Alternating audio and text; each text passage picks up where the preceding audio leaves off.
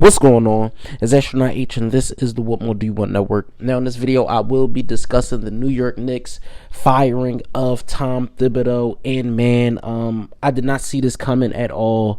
After, their first NBA Eastern Conference Finals appearance in over, almost close to 30 years, Tom Thibodeau did, what I feel like was a respectable job. You got a team that was third in the East to the Eastern Conference Finals. You beat a Boston Celtics team, which a lot of people say, whether or not the health of Jason Tatum was on the line, they still would have got the job done against a Celtics team in the playoffs. And you look at just how they lost versus the Indiana Pacers, and you say, well, this is a team that next year is going to have the same roster.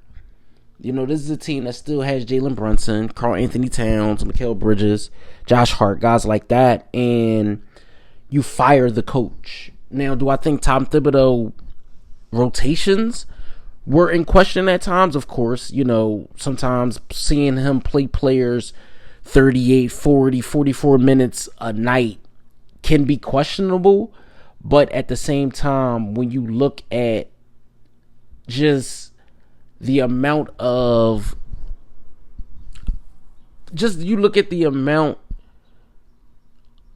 time, right? You look at the amount of time I'm speaking on those guys had together, from Cat to Brunson to Thibodeau and guys like that. They had a year, but who's to say what next year would have been like with the same group, as far as coaching is concerned. So I don't think he deserved to be fired, but we always hear the adage that coaches are hired to be fired. And after his years with the Knicks, he's had many good years with the Knicks, as opposed to this one. I think this has been his most successful year with the team. But again, in a firing like this, that the front office was looking to change things sooner rather than later. Even maybe possibly before the series versus the Pacers, they were looking into a change in some fashion. But again, when you look at a team like the Knicks and you look at a city like New York, they're always under, a different kind of microscope. It's a different level of scrutiny being there in that hot seat in New York City. So, the realms of success could be, looked at different when it comes to what the front office thinks the team should be doing at this stage, right? Do they switch things up?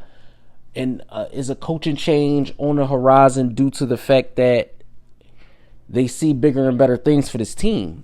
And by bigger and better things, do they see like, okay, maybe they're thinking about a possible trade, or is it they just want to clean house and maybe look inward? Maybe Rick Brunson is someone that they want to consider for the head coaching job.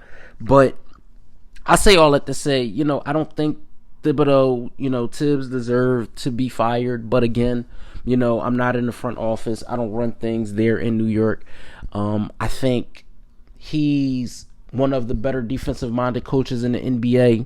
Like I said, sometimes his rotations can be questionable, but I don't know if it was a regular season thing, because again, during the regular season, the Knicks could not beat, none of the top level teams as far as the Eastern Conference go.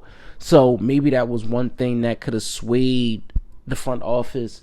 But looking at his record overall, looking at, what he got out of that group, I just say, I think he will find his footing at some place in the NBA again.